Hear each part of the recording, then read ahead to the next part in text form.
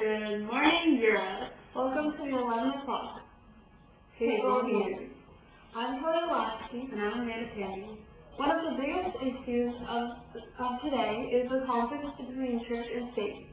We know that this has been a problem for many centuries now, but this time the main conflict is regarding the issue of education. Now I'll hand it over to Heidi, reporting live from Great Britain. Hi, Kelly. The Education Act of 1902 provided for state-supported schools run by elected school boards. This is a major improvement compared to earlier. The most government did was give small grants to religious schools. Now to you, Emma. Thanks, Heidi. I'm reporting live in Paris, France. One of the biggest game changers here in France was Jules Ferry. He provided for civic training in public schools rather than religious instruction. Also, thanks to him, the number of public schools increased, and now members of religious orders cannot teach in them. Finally, in 1905, the Napoleonic Concordat was terminated, and state and church are now separated. Now to you, Amanda. Thanks, Emma. I'm reporting to you live from Germany. During 1870 to 1871, Bismarck stopped the religious instruction taking place in France's local education and set the state in charge of education. Something called the May Laws were introduced. These laws only applied to Prussia and required the priests to be educated in German states and pass state examinations. The best part of this was that the state could veto the appointment of the priests. Bismarck also introduced the Kultur camp, which was a cultural struggle against the Catholic Church. Unfortunately for Bismarck, he failed. Back to you, Kelly.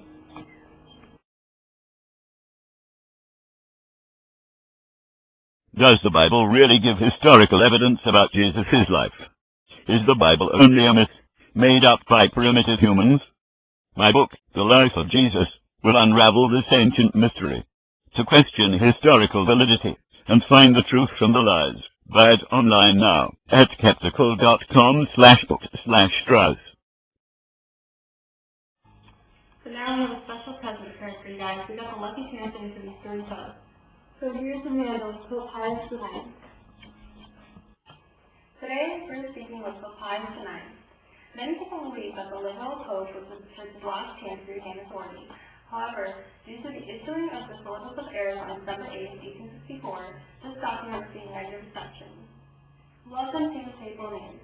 My first question for you is, what is the Syllabus of Errors? Well, the Syllabus of Errors is a document that put together based on previous papal documents, which listed popular beliefs that Catholics did not follow. It includes the opposition of prevalent science and states. The Church disapproved of modern philosophies, such as rationalism and socialist and communist values. Now, who was this document aimed towards? I didn't aim this document towards anyone. However, the unification of Italy brought me to think that without a major action, the Church may completely disappear. This document was my attempt to centralize and establish power in the Church. Thank you for your time.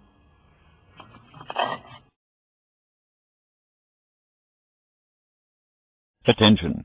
This is a public announcement. The oath has been found to be much older than biblical records. Natural causes, instead of the miraculous hand of God, can now explain floods, mountains, and valleys forming. For more information, visit skeptical.com/geology/Lyle. And our next guest is Pope Leo XIII. Welcome back to Papal News. We have another important guest joining us today. Here is Pope Leo XIII. So, in 1869, he summoned the First Vatican Council. What matters did you discuss there?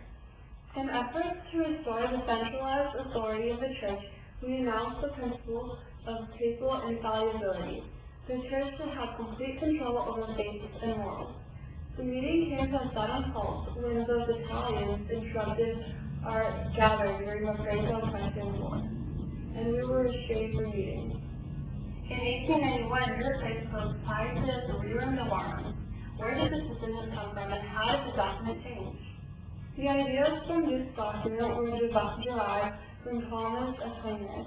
It addressed the Catholics and workers' current problems in society. It was directed to aid the employees against the greedy injustices administered by the employers. The employees deserved reasonable protection from the abuse. Thank you for meeting with us today. Here's Pope Pius X.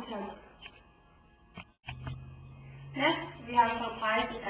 In efforts to restore the Church, Pope Pius X has condemned socialism and competitive capitalism. What was the purpose of Catholic modernism? In 1910, priests in the Church had to take an anti-modernist oath. This action was to improve the Church. Modernism is a heresy. I believe that the tradition and devotion of the medieval times should be revived. In place of the socialism and competitive capitalism, Catholics should adopt the medieval ideologies. Thank you.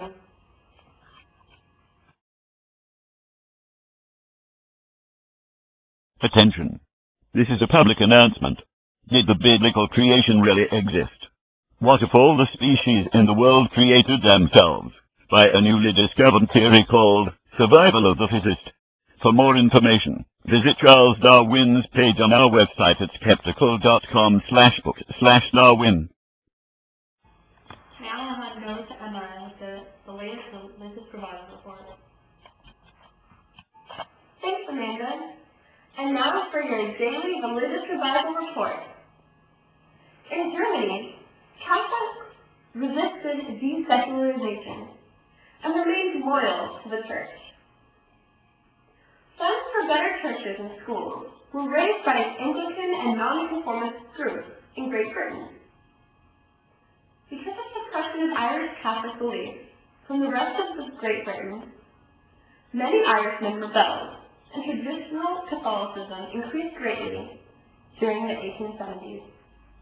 The French believed their defeat by Prussia was caused by sins that they had committed. So priests organized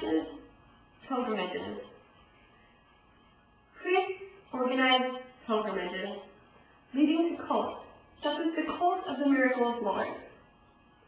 Overall, Europe at this time, we see a trend of churches reaching out to urban poor. During Europe at this time, we see a trend of overall churches reaching out to urban poor.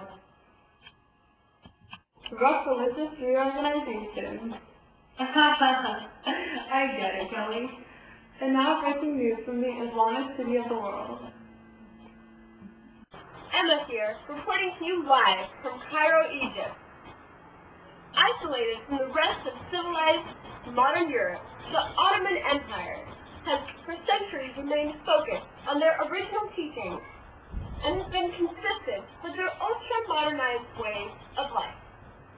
With the current fast development of travel, communication, and general education of the common man with the rest of Europe, the declining Ottoman Empire is beginning to realize that they are rapidly being left behind and even are backwards in their underdeveloped ways. Many Ottoman citizens have different opinions on how to deal with the stress of their failing empire. I am here today with Jamal al-Din al-Afghani, who believes that Islam is a very fast-paced, modernizing religion that will soon surpass Western religious fields in thought and culture once more. Recently, Europeans have been blaming our Islamic culture for not agreeing with slavery, bringing Arabs into an economic decline and for the mistreatment of our women.